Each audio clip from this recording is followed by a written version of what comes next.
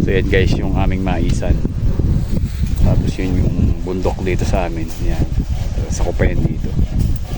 So yan yung pinapagawa ni Papang bahay namin dito sa bukid guys. Yan bago. Tapos yan pinatatabasan niya yung palibot. So yan yung nagbububong. Si Kuya Gilbert. Saka si Tio Bilog. Yan guys, tingnan natin. So ito yung binili niyang pambubong. Yan. So yan, yung ganda ng view.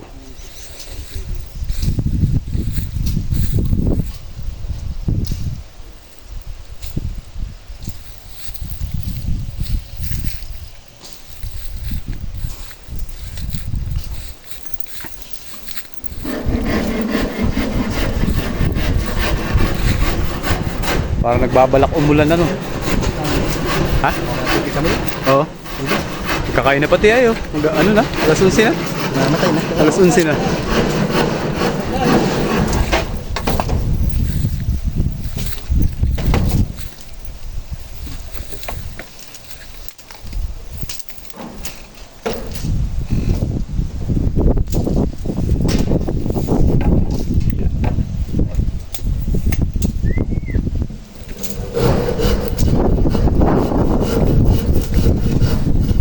Ayan guys, tapos nang magbubong.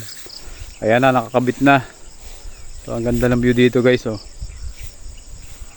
Yan, kitang kita ang aming maisan. Tapos yung bundok. Ayan guys, tapos na. Dingding na lang at sahig ang kulang. Ito loob. Yan. Ganda ng kabit. Kayang-kaya ang bagyo. Ang view dito guys, ang ganda oh. Yan, dito yung kusina. Yan, maghuhugas ka ng pinggan. Yan ang makikita mo. Paligid.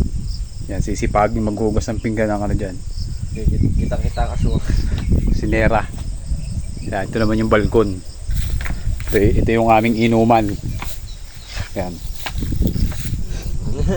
Yan. Ayan na, tapos na ang bubong. Ganda.